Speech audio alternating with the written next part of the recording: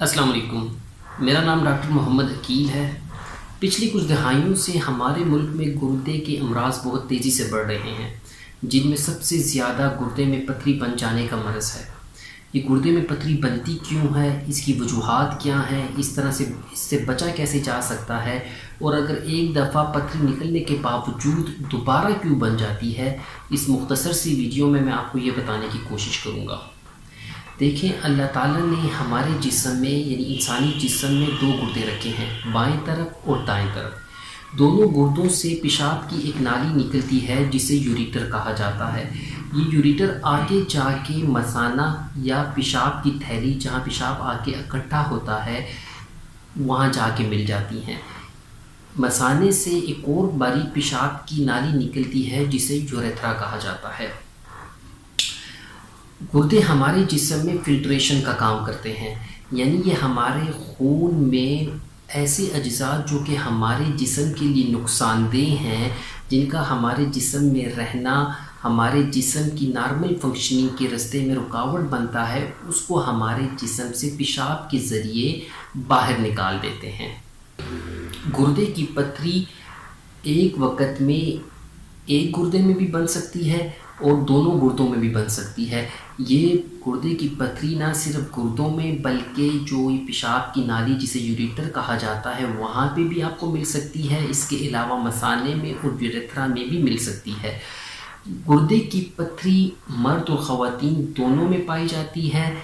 इसके अलावा गुर्दे की पथरी किसी भी उम्र में बन सकती है, जैसा कि बड़े बुज़ुर्ग हो गए या दरमियानी उम्र के लोग हो गए, जवान लोग हो गए, और इवन के हत्ता के बच्चों में भी आपको गुर्दे में पथरी बन जाने का रुझान मिलता है। वैसे तो गुर्दे की पथरी कई अक़साम की है, लेकिन हमें हमारे यहाँ जो ज़्यादा मिलती है वो उनमें सबसे ज़्यादा तनासुब कैल्शियम ऑक्सलेट का स्टोन है। इसके बाद फास्फेट, यूरिक एसिड के स्टोन और सिस्टीन का स्टोन भी हमें मिल जाता है। यहाँ पे मैं आपको एक ये अहम बात बताता चलूँ कि 70 से 80% लोग जिनमें गुर्दे की पथरी बनती है उनमें उस पथरी के बनने की वजह नामालूम होती है, और उस पर अभी तक जो रिसर्चर्स हैं, मेडिकल स्पेशलिस्ट हैं, उस पर काम कर रहे हैं, उस वजह को खोज लगाने की कोशिश कर रहे हैं। इसके अलावा जो हमें गुर्दे की पथरी जिन अमराज मरीज़ों में मिलती है उनमें ऐसे लोग जो कि हाइपरथायरॉयडिज़म या हाइपर पैराथायरॉयडिज़म का शिकार होते हैं, यानी ये दो हदूद हैं जिनका फंक्शन अगर डिस्टर्ब हो जाए, जो कि कैल्शियम और विटामिन की अब्जॉर्प्शन और उसको एक्टिवेट करने में अपना रोल प्ले करते हैं। अगर इनका फंक्शन डिस्टर्ब हो जाता है, ये नॉर्मल काम हद से ज़्यादा काम कर रहे हैं, तो आपके गुर्दे में पथरी बनने के चांसेस बढ़ जाते हैं। थायराइड ग्लैंड जो हदूद है वो हमारा बेसिक मेटाबॉलिक रेट भी कंट्रोल करता है।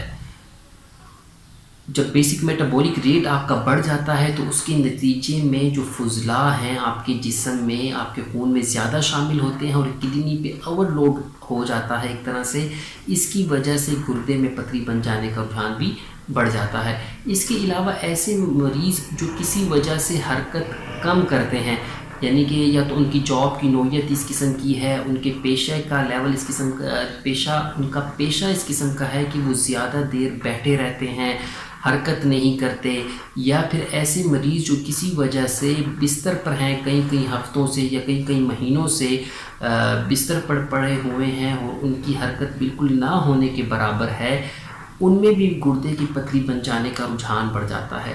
इसके अलावा ऐसे मरीज़ जो कि पानी कम पीते हैं, सबसे ज़्यादा हमें ऐसे मरीज़ जब हम हिस्ट्री लेते हैं तो हमें ऐसे मरीज़ बहुत ज़्यादा मिलते हैं गुर्दे की पथरी के जो कि पानी कम पी रहे होते हैं। पानी कम पीने से ये होता है कि आपका खून गाढ़ा हो जाता है, और यही गाढ़ा खून जब हमारे गुर्दों से गुज़रता है तो वहाँ पे जो खून में शामिल जो क्रिस्टल्स होते हैं, नमकियात के क्रिस्टल्स होते हैं, वो आपस में करीब करीब आने का उनको चांसेस ज़्यादा मिल जाता है, क्योंकि वो सैचुरेटेड होते हैं, गाढ़ापन होता है खून में, और जब वो करीब आते हैं तो उसकी वजह से क्रिस्टलाइजेशन का अमल होता है, और क्रिस्टलाइजेशन के नतीजे में क्रिस्टल्स बनते हैं, और इन्हीं क्रिस्टल्स को जो छोटे या बड़े हों उनको गुर्दे की पथरी कहा जाता है।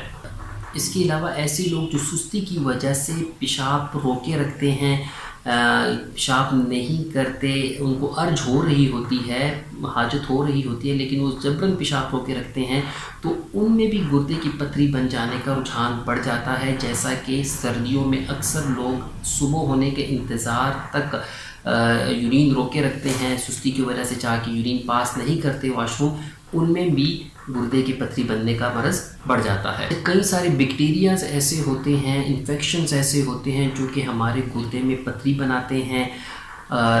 अगर कोई किसी किस्म का नशा कर रहा है, जैसे कि स्मोकिंग कर रहा है, स्मोकिंग से ये होता है कि हमारे जो खून की शरियानें हैं वो अथीरोस्क्लेरोसिस उनमें होने लग जाती है, मतलब कि हमारे खून की शरियानों में जो इलास्टिसिटी है वो कम हो जाती है।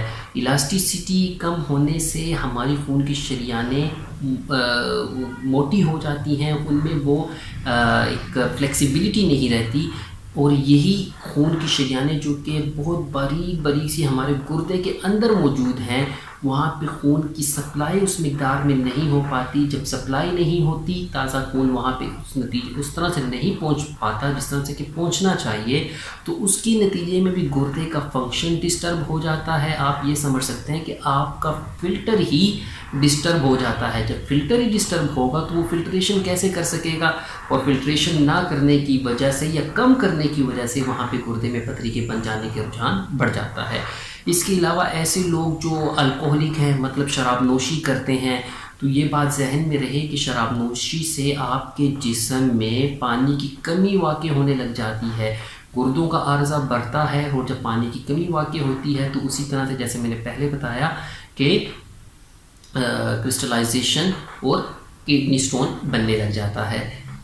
हमें ऐसे मरीज़ भी बहुत सारे मिलते हैं जो कि सेल्फ़ मेडिकेशन करते हैं।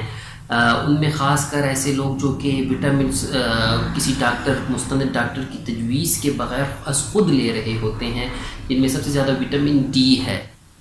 अगर आप विटामिन डी के सप्लीमेंट ज़्यादा ले रहे हैं तो उससे भी आपके जिस्म में कैल्शियम ऑक्सलेट के स्टोन बनने के चांसेस बढ़ जाते हैं। इसके अलावा अगर आपके जिस्म में यूरिक एसिड का लेवल ज़्यादा हो गया है, जो कि जिगर की ख़राबी के साथ ताल्लुक़ रखता है, उसके साथ भी आपके जिस्म में यूरिक एसिड के स्टोन बनने के चांसेस बढ़ जाते हैं। अब हम देखते हैं कि अगर गुर्दे में पथरी बन गई है तो इसकी अलामात क्या कुछ हो सकती हैं। गुर्दे की पथरी काफ़ी अरसे तक, कई सालों तक एसिम्प्टोमेटिक रहती है, यानी कि कोई अलामत नहीं देती। लेकिन जब इसकी अलामात आती हैं तो उनमें से ये होता है कि आपकी कमर के पीछे दर्द उठता है, जो कि आगे पेट की तरफ आता है और मसाना, और मसाने से आगे फिर पेशाब की नाली तक जाता है। इसमें अक्सर आपको बुखार वाली कैफियत महसूस होती है। बुखार के साथ आपको पेशाब में खून आना, पेशाब रुक रुक कर आना, जल्दी जल्दी आना, कतरा कतरा आना और इंतहाई जलन के साथ आना किडनी स्टोन की अलामात हो सकती हैं। और जब हम पेशाब का टेस्ट करवाते हैं तो उसमें हमें अक्सर पीप, एल्ब्यूमिन प्रोटीन और खून के ज़र्रात काफ़ी मिक़दार में मिल जाते हैं। इसके इन्वेस्टिगेशंस में हम अक्सर इसको प्रूव आउट करने के लिए गुर्दे की पथरी जानने के लिए कि हमारे किस गुर्दे में, और गुर्दे में भी किस हिस्से में या यूरेटर में, मसाने में मौजूद है, इसके लिए अल्ट्रासाउंड और एक्सरे आम तौर पर किया जाता है। इसके अलावा कुछ और मज़ीद टेस्ट हैं, जैसे कि सीटी स्कैन वग़ैरह भी हमें उसकी भी ज़रूरत पड़ती है, कलर एक्सरे की भी ज़रूरत पड़ती है। अब हम बात करते हैं कि ऐसे मरीज़ों के लिए जिनमें गुर्दे की पथरी पहले बन चुकी है या जिनमें गुर्दे की पथरी बनने का रुझान पाया जाता है, वो कौन सी ऐसी खुराकें अपनी ग़िज़ा में इस्तेमाल ना करें जिससे वो गुर्दे की पथरी से बच सकते हैं। देखिए, सबसे पहले ये है कि आप नमक का इस्तेमाल इत्तदाल से करें, नमक ज़्यादा इस्तेमाल ना करें। एनिमल प्रोटीन यानी कि जो जानवरों का गोश्त है, जैसे कि भैंस, बकरी, बैल का गोश्त हो गया, ये आप अपनी खुराक में कम से कम करें। या अगर आपको करना भी पड़ता है तो कोशिश करें कि इनको ज़्यादा स्पाइसी ना बनाएं और इसको सब्ज़ी में मिक्स करके आप बनाएं। इसके अलावा अगर सब्ज़ियों में देखा जाता है तो पालक, साग, टमाटर, बैंगन, स्वीट पोटैटो यानी कि शकरकंदी, चुकंदर, ड्राई फ्रूट्स में बादाम, काजू, मूंगफली हमें नहीं लेना चाहिए। इसके साथ ये है कि आप अपनी ज़िंदगी एक्टिव गुजारें, सेडेंटरी लाइफ को अवॉइड करें, रात खाना खाने के बाद वॉक ज़रूर करें, कोशिश करें कि एक्सरसाइजेस मिसाल के तौर पे जॉगिंग हो गया या डिफरेंट किस्म की एक स्पोर्ट्स एक्टिविटीज़ हो गई, इनमें ज़रूर हिस्सा लें। इससे आपकी बॉडी जितनी एक्टिव रहेगी, आपका ब्लड सर्कुलेशन का सिस्टम बेहतर रहेगा, उससे आपकी किडनी स्टोन बनने के भी रुझानात कम होंगे। फूड सप्लीमेंट्स यानी कि ऐसे विटामिन्स हो गए या ताकत की अद्वियात हो गई जो कि हमें गोलियों की शक्ल में या इंजेक्शंस की शक्ल में मार्केट में तैयार मिलती हैं, वो हमेशा किसी मुस्तनद डॉक्टर की रहनुमाई में लें। चाय का इस्तेमाल कम से कम करें। अब हम बात करते हैं कि हम कौन सी ऐसी एक्टिविटीज़ रखें या कौन सी खुराक ऐसी रखें।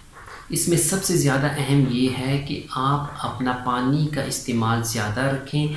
एक सेहतमंद बालिग इंसान को दिन में कम से कम 2 से 3 लीटर पानी पीना चाहिए, यानी ये तकरीबन 8 से 12 गिलास बन जाते हैं। अगर हम इतना पानी पी रहे हैं तो उससे हमारे गुर्दों को फिल्ट्रेशन में हेल्प मिलेगी और नतीजतन गुर्दे की पथरी बनने के चांसेस कम से कम होंगे। ऐसे लोग जो कि किसी ऐसी जगह पे काम करते हैं जहाँ पे गर्मी ज़्यादा है, ओपन माहौल में काम करना पड़ता है और ऐसे माहौल में या स्पोर्ट्समैन हैं तो वहाँ पे उनको पसीना ज़्यादा आता है। पसीने के साथ जहाँ पे उनके नमकियात खारिज होते हैं जिस्म से, वहाँ पे उनके जिस्म में पानी की कमी भी वाक़ई हो जाती है। तो ऐसे लोगों को अपनी डाइट में फ्लूइड इंटेक बेहतर रखना चाहिए, जैसे कि नींबू पानी का इस्तेमाल वो रखें। इसके अलावा फल फ्रूट खाने में वो ज़्यादा इस्तेमाल करें, उससे भी इनके जिस्म में पानी की कमी मुतवाज़िन रहेगी और पानी की कमी नहीं होगी, डिहाइड्रेशन नहीं होगी। अब हम बात करते हैं ऐसी सब्जियों की जो कि गुर्दे की पथरी के हवाले से या गुर्दों की सेहत के हवाले से हम तसल्ली से इस्तेमाल कर सकते हैं। इनमें खीरा, मटर, बंद गोभी, बॉइल्ड फूल गोभी, आलू, प्याज और मौसमी जितनी भी सब्जियां आती हैं वो हम तसल्ली से इस्तेमाल कर सकते हैं। इसके अलावा फल फ्रूट में अगर हम बात करते हैं तो तरबूज, खरबूजा, केला, अंगूर, लीमू का लीमू पानी बना के भी हम इस्तेमाल कर सकते हैं।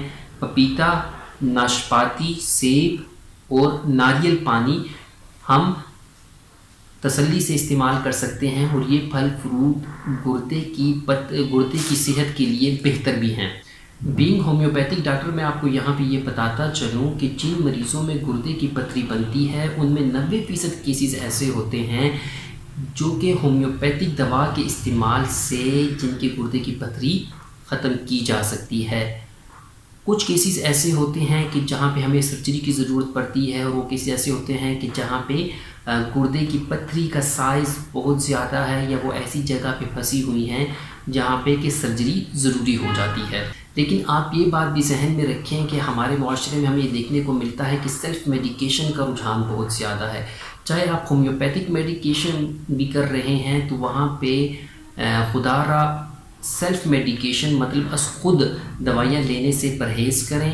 किसी मुस्तनद तजर्बाकार काबिल होम्योपैथिक डॉक्टर से आप मशवरा करें, क्योंकि होम्योपैथी में गुर्दे की पथरी गुर्दे में, मसाने में, यूरिटर में या यूरेथ्रा में उसकी लोकेशन कहाँ पे है, उसका साइज़ क्या है, उसकी क्रिस्टल्स किस किस्म के आ रहे हैं, इसकी बुनियाद पे उनकी दवाएं मुख्तलिफ होती हैं। और ये भी आप जैसा कि जानते हैं कि हर मरीज़ दूसरे मरीज़ से मुख्तलिफ होता है। तो जब आप होम्योपैथिक डॉक्टर के पास जाके अपनी तमाम तकालीफ बताएंगे तो वो आपको बेहतर दवा तजवीज़ करके देगा, जिससे कि आपकी इंशाल्लाह गुर्दे की पथरी आसानी से और बेहतर अंदाज में ख़त्म भी हो सकेगी और निकल सकेगी। और इसके बाद दोबारा गुर्दे के पथरी बनने के रुझान पे भी काबू पाया जा सकता है। अल्लाह ताला आप सबका हामी और नासिर हो। अल्लाह हाफिज़।